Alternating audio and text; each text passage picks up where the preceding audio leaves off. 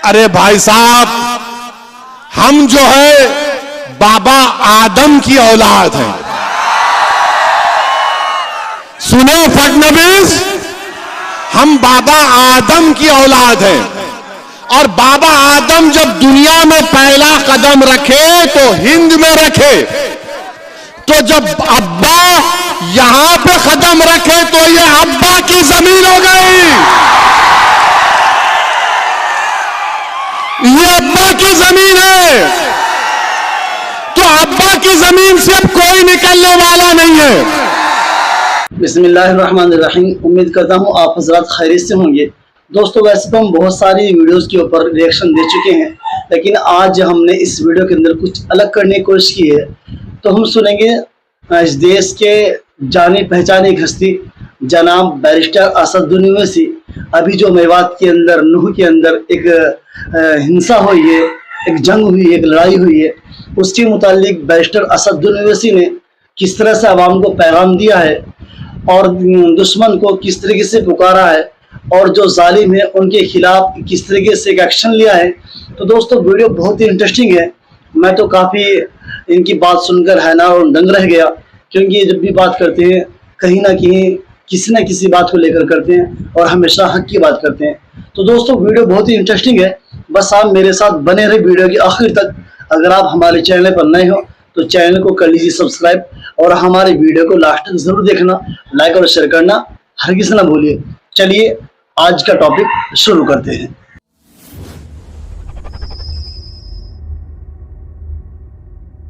मेरी मस्जिद से अज़ान को खतरा बना दिया गया। अरे तुम्हारा क्या नुकसान हुआ? मगर अल्हम्दुलिल्लाह हम ठहरे हुए हैं, एक शीशा पिलाई हुई दीवार की तरह ठहरे हुए हैं। इन सबको देख रहे हैं, इन सबको देख रहे हैं, और हमारी जबान से क्या निकलता? हस्बुनल्लाह व निअमल वकील, हस्बुनल्लाह व निअमल वकील, हस्बुनल्लाह व निअमल वकील। तो अगर कभी तुमने ये भी तो सोचा कि मेरी शनाख्त आज खतरे में आ गई, मेरी पहचान खतरे में आ गई, मेरे नौजवानों का मुस्तकबिल खतरे में आ गया, मेरा हिजाब उसको खतरा बना दिया गया, मेरा हलाल गोश्त मुल्क के लिए खतरा बना दिया गया, मेरी मस्जिद से अज़ान को खतरा बना दिया गया। अरे तुम्हारा क्या नुकसान हुआ?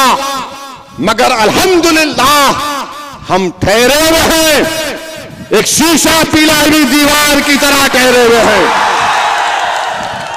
इन सबको देख रहे हैं, इन सबको देख रहे हैं, और हमारी जबान से क्या निकलता? हस्बुनल्लाह व निअमल वकील, हस्बुनल्लाह व निअमल वकील, हस्बुनल्लाह व निअमल वकील। तो अगर प्रधानमंत्री सच्चाई को मैं अब बयान कर रहा हूं, क्या मणिपुर में 300 चर्चिस को जला दिया गया, क्या वो डिस्क्रिमिनेशन नहीं है? 300 चर्चिस मणिपुर में जला दिए गए। क्या उत्तरकाशी में मुसलमानों से नहीं कहा गया कि छोड़कर भाग जाओ, तुम्हारा बायकॉट किया जाएगा? ये डिस्क्रिमिनेशन नहीं है। वजीर आजम क्या आपका दिल्ली के एमपी ने नहीं कहा कि मुसलमानों से कोई खरीदो फरोख्त मत करो? क्या ये डिस्क्रिमिनेशन नहीं है? वजीर आजम क्या आपने CAA का कानून मजहब की बुनियाद पर नहीं बनाया? क्या ये डिस्क्रिमिनेशन नहीं है? माइनॉरिटी वेलफेयर का बजट आपने 40% कम कर दिया, क्या ये डिस्क्रिमिनेशन नहीं है? आपने मौलाना आजाद फेलोशिप को खत्म कर दिया अल्पसंख्यक समाज के लिए। अब कोई मुसलमान बच्चा फेलोशिप और PhD नहीं कर पाएगा, क्या ये डिस्क्रिमिनेशन नहीं है? प्रधानमंत्री, डिस्क्रिमिनेशन यही भी है कि आपके 306 MP में एक मुसलमान MP नहीं। डिस्क्रिमिनेशन यह भी है कि आपके पास एक मुस्लिम मिनिस्टर नहीं।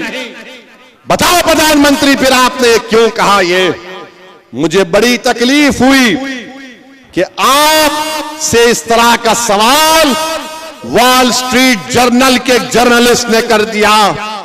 हम तो उम्मीद करेंगे कि भारत के जर्नलिस्ट भी पप्पा जी से इस तरह का सवाल करेंगे।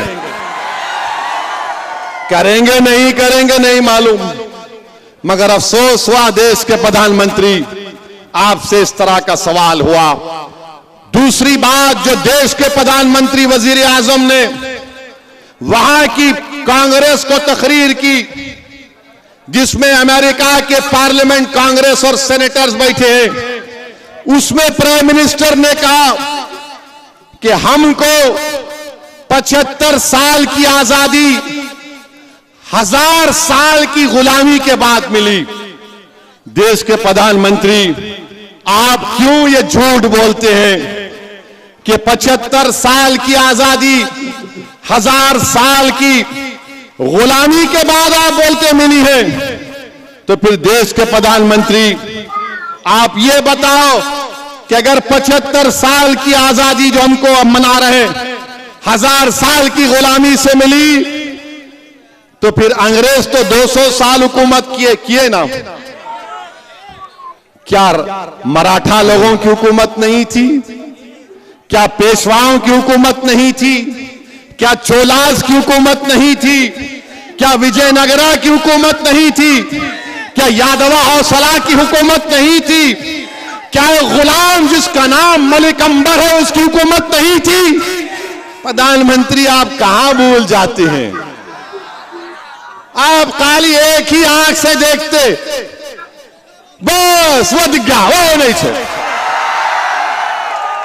प्रधानमंत्री, लाल किले पे जो खड़े हो कि आप 15 अगस्त को झंडा लहराएंगे, ताजमहल, ये सब क्या है?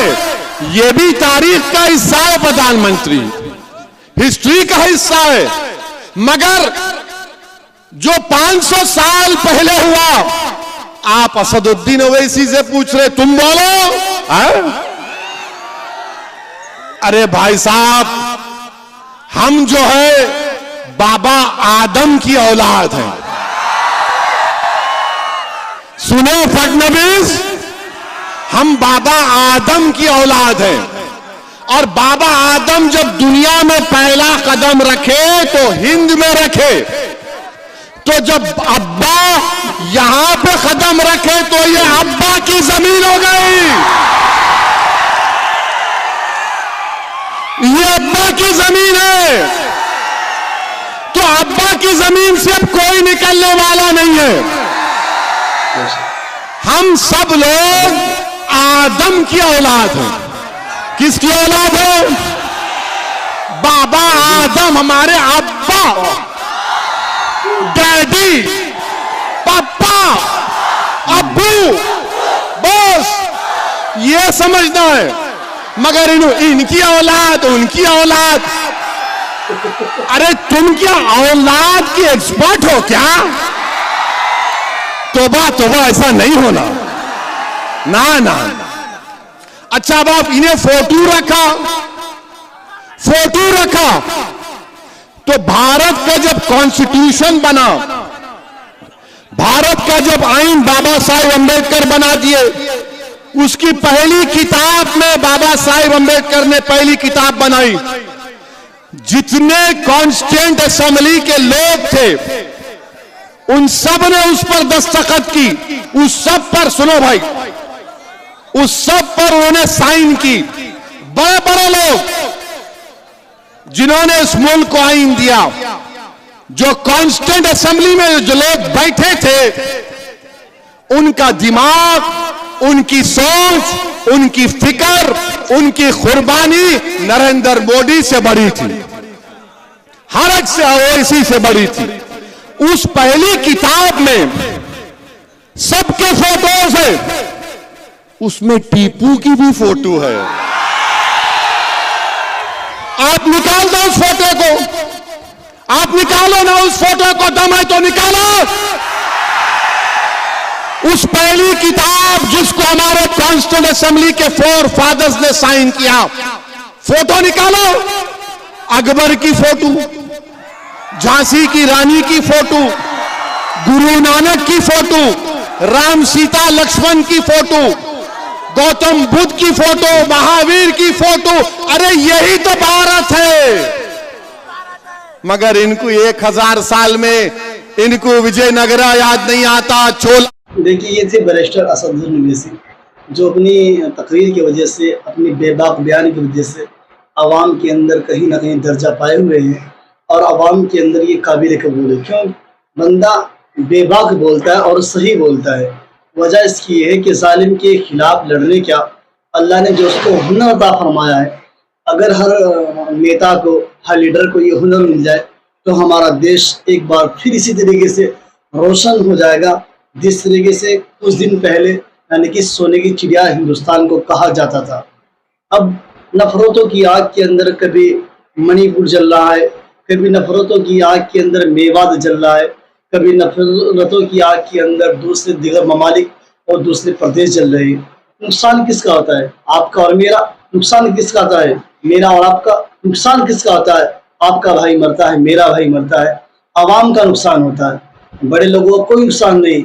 ये एसी के अंदर ऐश परस्ती करते हैं, मजा लेते हैं और हत्ता कि ये उस नज़ारे को, उस चीज को खुश होकर के देखते हैं कि देखा हमने किस तरह से अवाम का बेवकूफ़ बनाया और अवाम हमारे बेवकूफ़ अंदाज से किस तरह से एक दूसरे का कत्ल वारत कर रही है।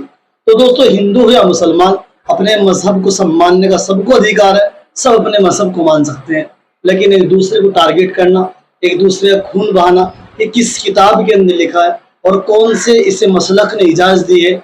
इसे हिंदू ने इजाज़त नहीं दी, इसे मुसलमान ने इजाज़त नहीं। अगर इजाज़त देता है तो ये बीच में बढ़कर एक दूसरे को शैतान लड़ाते हैं। और ये हैं सबसे बड़े देश के जो गद्दार हैं और जो देश के लीडर हैं, ये आवाम को लड़ाने की कोशिश करते हैं और इसी वजह से आवाम का नुकसान होता है, इसी वजह से हिंदुस्तान का नुकसान होता है। हम हिंदू मुसलमानों को एकजुट होकर के रहना है। जिस तरीके से हमारे अभी पिछले दिनों के अंदर जिन इमाम साहब का मर्डर कर दिया गया, उनका कत्ल कर दिया गया है, उन्होंने हिंदुस्तान के ऊपर क्या खूबसूरत नात लिखी है और पढ़ी है। और उनका दिल चाहता है कि वो कहते हैं कि मेरा दिल चाहता है कि हिंदुस्तान का हिंदू और मुसलमान एक ही थाली के अंदर खाना खाए। क्या बेहतरीन पंक्तियाँ लिखी है, क्या बेहतर बात लिखी है, क्या बेहतर अंदाज से उस बंदे ने इस बात को बताया है कि हिंदू और मुसलमान एक जगह बैठकर खाना खाने वाला बंदा है। तो इस देश की खूबसूरती को अगर आपको और मुझे बरकरार रखना है तो सिर्फ एक ही काम करना है कि इन लीडरों की वजह से हम लोगों को आपस में नहीं लड़ना। तो दोस्तों, आज के लिए इतना ही काफी।